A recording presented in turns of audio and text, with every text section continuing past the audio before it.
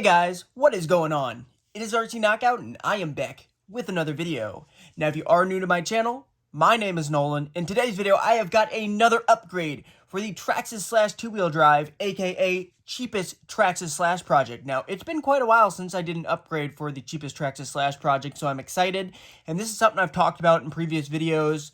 I decided it is finally time to try out some sway bars. So I bought this right here. Also, real big shout out before I really jump into this video. Real big shout out to Dan from Chicagoland RC. I actually bought this sway bar kit from Dan, and he is offering you guys 10% off your purchase if you use discount code Chicago10 at checkout. All items do ship for free, and Chicagoland RC, so very centrally located. So it shouldn't take too long for your parts to get to your door if you do decide to order.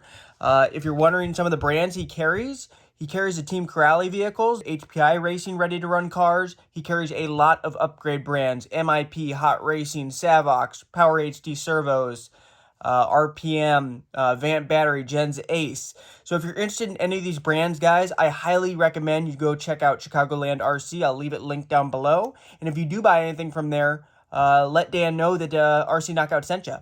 But here's the kit I bought right here. So the part number is TE311SLC. Oh, I guess I never said the brand is Hot Racing. So these are the Hot Racing sway bars for the Traxxas Slash two-wheel drive. Now this already has got the low center gravity conversion kit, which is helpful. But I tested in the most recent video, and there's still limitations to this chassis where it's still going to flip. And I'm hopeful that sway bars will make it even more stable. So it looks like it has 3 different sizes of sway bars. We're probably going to jump right into the thickest one, which appears to be the blue one. That's the thickest diameter sway bar, because we really want to prevent this thing from flipping. It doesn't look like it includes any directions, but hopefully it won't be too difficult to figure out. Now, this sway bar kit right here comes in just under $35, but let me go ahead, resituate the camera, and we will jump right in this video. All right, so first things first, we'll go ahead, pull the body off, set that aside, and bring the RC a little bit closer so you guys can get a good look at it. We'll probably start off with the front. Let's go ahead, let's get the Hot Racing sway bar kit ripped open. So like I was saying, there's 3 different thicknesses. So there's super thin right here. There's, looks to be your medium strength diameter and your thickest. And we're probably just going to go straight for the thickest one because we don't want any roll. If we can prevent, we want to prevent as much roll as possible. So I'm not sure which one's for the front and which is for the back. I think this is probably for the back right here. But I want to start off with the front. Let me get the rest of the stuff out of the package. All right, and here are the other ones, same option, thinnest, medium strength, and here's your thickest diameter one right here, and that's the one we're going to be using. Then it has some miscellaneous, looks like brackets,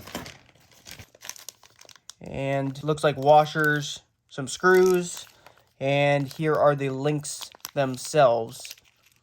So let me go ahead, get all this stuff cut open, and we will try to figure out how to install this sway bar kit. So we're going to get these little metal brackets taken out. So you can see this is a channel right here that the sway bar itself actually sits in. So I'm assuming one of these is for the front, one is for the rear. Interesting. It's kind of weird that they don't have any instructions. I think that's very odd. I'm wondering if this front one goes somewhere.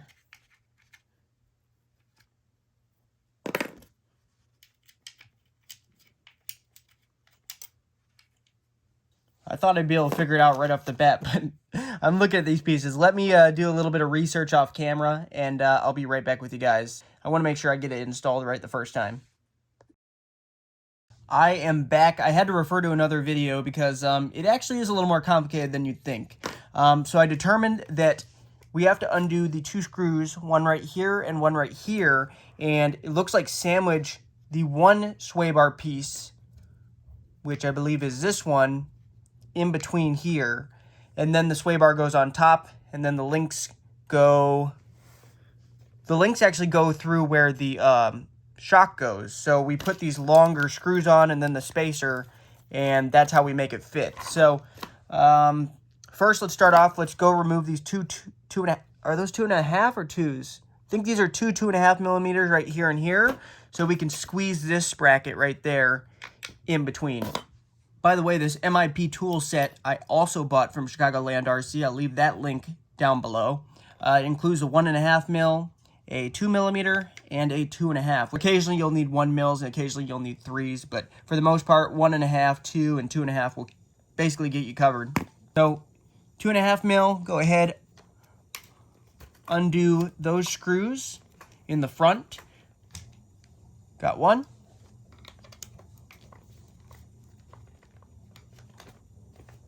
And got the second one still in there, but it looks like it's going to sandwich right in between here. So it looks like it's a bigger bracket right here, and it looks like it's going to go like this. So this part facing backwards where the actual sway bar itself lays, and that just goes right in between. Line the holes up, and then go ahead and thread the 2.5 back through.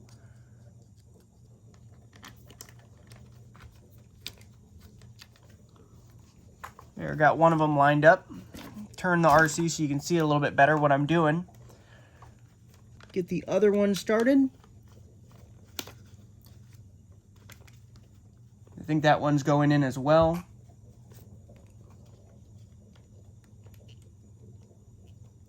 Yeah, if I didn't look that up, I never would have figured that out, I don't think. I really don't think I would have been able to figure out that that went right there. All right, got both those on. And then the front one, I believe, front one, this one? I think the front one is this one. And then we can go ahead and open up our little baggie that has all the little screws and spacers. Looks like these ones with this little sunken piece right here, this is what actually you use to screw into there to hold the sway bar in place. I think we'll go ahead loosely do that right now. We're going to put a dab of thread lock on these threads as well. Also, if you are enjoying the Cheapest Traxxas Slash Project, please go ahead and give this video a thumbs up. Also, subscribe and hit that notification bell if you haven't already, because the next video you're going to see with this machine, we're going to be testing out this whole sway bar kit and see how well it actually works. If you're watching the Traxxas Slash 4x4 Ultimate Basher build, I just installed the Techno and the MIP drive shafts on that. I was looking for my little. There's still a little bit of thread lock left in these packets right here that come with those drive shafts. So I'm just going to use this. These are 2 mil. Go ahead and put a dab of thread lock. Got some on it. Then go ahead and thread that in. Grab another one of these.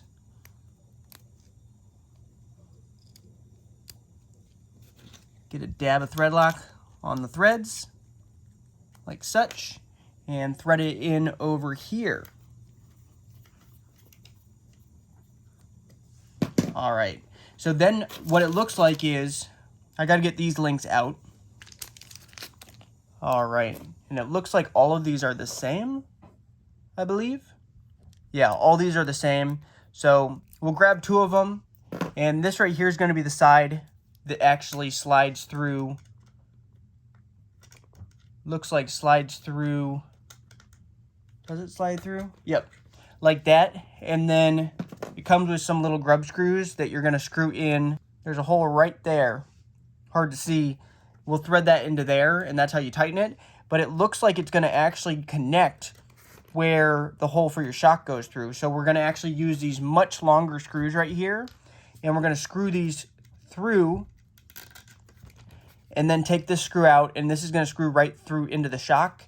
And I think if we want to, we can space it out a little bit with these spacers as well, because there's a couple, looks like there's 4 spacers that come with it. So my guess is you're supposed to space it out from the shock a little bit. So we'll go ahead and remove this lower shock screw right here, which is a 2 millimeter. That's not my 2 mil.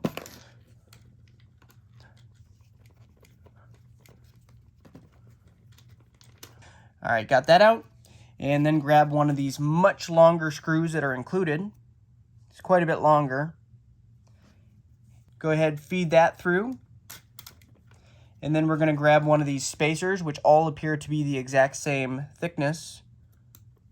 Put the spacer on. Grab our 2 mil again and start threading that in.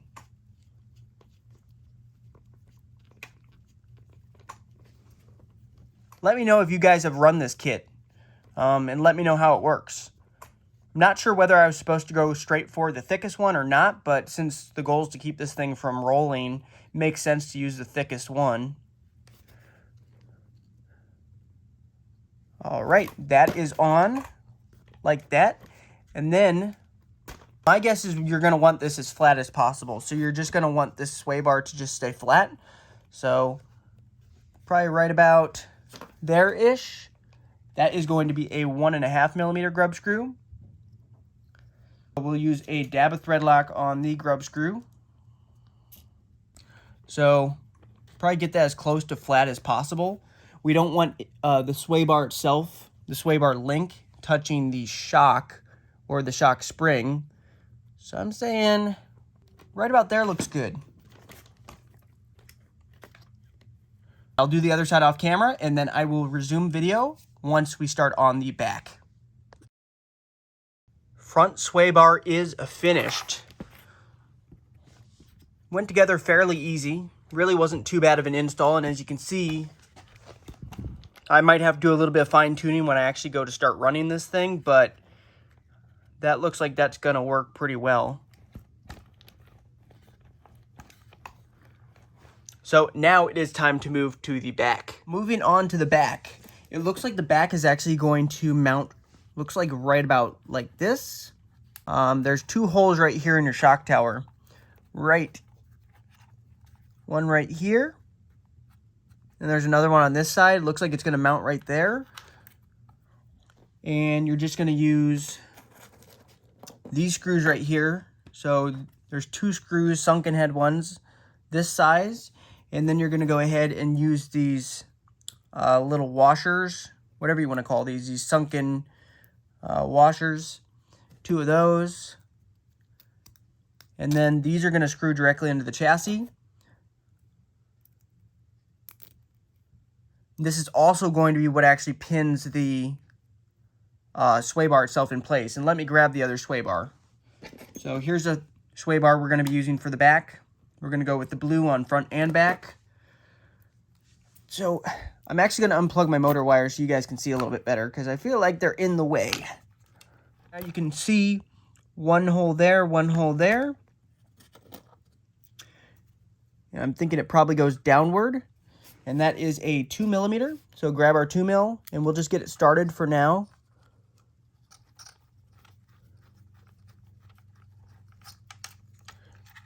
Got that one started. Let's get this one started. All right, got that one started. And it looks like both these sway bar kits, they basically go right into where the shock goes. So that's kind of a cool way that they have that set up. So I'm going to actually flip it over because I feel like that's going to be the easiest way to show you guys this. We'll go ahead, we'll remove the 2 mil holding the bottom of the shock mount on.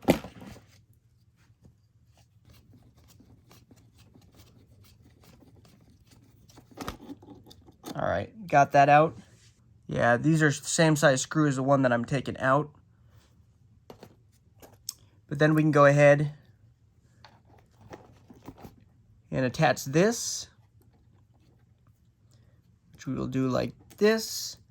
And we'll use one of these spacers in between. See, the only thing is that's not going to work. That's not going to work. I wonder if the other ones... I'm wondering if the longer ones for the front that I use for the front are the ones supposed to go on the back. No, that wouldn't make sense. Those would be too short for the front too. Yeah, those are way too short for the front. I'm a little bit confused because these are going to be too short. I might have to go look for some other supplied ones because those longer ones I put in the front, right in here. If I use these shorter ones that are provided, that's not even going to get us through the eyelet of the shock. So that's a problem. But then the same issue is if I'm not going to be able to use the spacer. Here's what it's looking like right now. Run that through, and as you can see, you can't even see the threads. The threads aren't even sticking through. They're not even sticking through. So I need a longer screw, because these are the only screws that are left, guys. And they're all the same length. Here's our sway bar right here. That's going to go like this. Man, I probably did that in the wrong order. You're probably going to want to just do that all at one time where you actually connect the sway bar. So, get the sway bar seated in the channel like that. Then go ahead, grab the 2mm with that washer.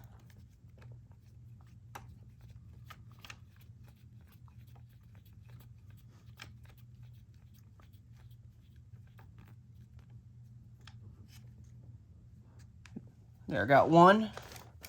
Now let's grab the other one.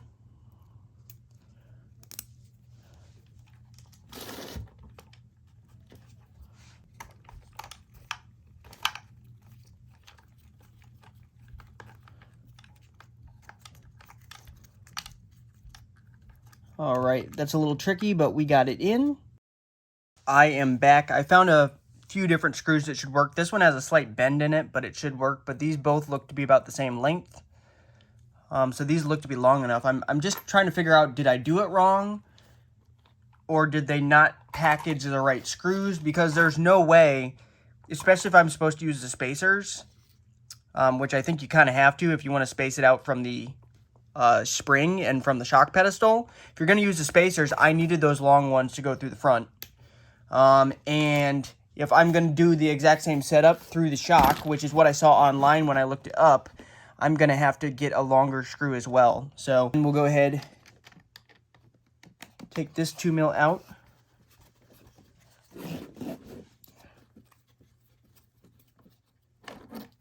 Hopefully this one with that extra length will be long enough. First we're going to go through the sway bar link, and then one of these spacers right here goes like that, and then through the eyelet of the shock, and then thread it in. This one has a very slight bend to it, but I think it'll be all right. It's the only one I could find in that length. All right, that's screwed in. So I think that's the way it's supposed to be, where it comes out of the shock. You basically put it in the same hole that the shock is coming out of, or that the shock is mounted into, because that's what I did on the front. Let me do the other side real quick. Actually, I'll do the other side off camera real quick, and I'll be right back with you guys to wrap up this video. I've got that side on. The one other thing I forgot to show is I still need to put the grub screws in. So the little grub screws that go in here, but these really aren't going to go anywhere. They really don't even slide on this. Here's the screws I got. These are the screws they expected me to use right here for either the front or the rear, and that's the same size I took out. So that's not going to work. So that's why I had to find my own longer one. So keep that in mind, because I don't think there's any way to use shorter ones on the front or the rear if you're going to actually screw them into the same mount that the shock mounts into. And as you can see, pretty cool setup. One thing that I'm not so sure about is I'm not sure about, because these run right off of the shock mount, the issue is there's a lot of leverage now pushing down on this. I'm worried that there's a lot of leverage pushing down on this screw when the sway bars like do their thing. Does that make sense? Because it's such a long screw and it's mounted to the outside of where the shock mounts. So I'm not super sure about that, but otherwise it went together pretty seamlessly, and it seems to be a pretty nice kit. I'm going to go ahead and wrap up this video. Thank you so much for watching. Until next time, see you later. I am back real quick with another update. I just wanted to clear something up, because considering that this kit does not have very clear directions. It actually doesn't have directions at all. This is all that it comes with right here. So on the package for the Hot Racing sway bar kit, all it says is installation tips. Consult your vehicle's manual for assembly diagrams. Ensure all hardware is tight before operating vehicle. Use small amount of blue thread lock where the metal threads into metal. Lubricate moving components to minimize wear. Use high quality tools. So that is about as vague as it gets. So there's no actual instructions on how to install this. So whether or not I installed it right, I'm not 100% sure, because I saw some people, I looked up multiple videos since I installed it now, and I saw multiple people screwing this in right here, I think. Or was it here? I think right here. And then they had it coming from the back side. But it looks like this is probably going to work better, being on the front. And then for the back one, I saw people doing it from the back side and then drilling a hole in the back of the suspension arm and then putting these through on the back side, which it looks like this is probably going to do a lot more, considering a lot of the weight is, your momentum's going forward and everything. It seems like with the sway bars pointing at the front of the shock tower, this is going to help stabilize it a lot better than it being in the back. That's my thought anyway. The only thing I don't like about the way I have it set up is that it puts a lot of downward force on this shock, on basically the plastic threads within the shock, because it's such a long screw, and the leverage of this pushing down. So that's the only thing I don't like, but from what I can tell, it looks like this is probably the best way to at least start off, and I can go from there, because there's no instructions saying I need to drill a hole, and there was no instructions saying where to mount anything. So like I said, it's not very clear on how you're actually supposed to mount this. Also, I wasn't sure if I was supposed to mount this the other way around and then just have this up. That would only make about maybe a 1/4 inch of difference. It would have basically put this up a little bit higher, but I think that would be blocking the entrance for the wires to come through the shock tower, so I figured it's supposed to point downward like that. That's my thoughts anyway. So yeah, I just wanted to give you guys a real quick update that it's not very clear to me. I just wanted to make sure, it wasn't very clear to me whether or not this has actually been done right. But as long as when the suspension compresses, nothing touches, that's really all that matters to me. So next video, we're going to be testing this out, and we'll see how it works.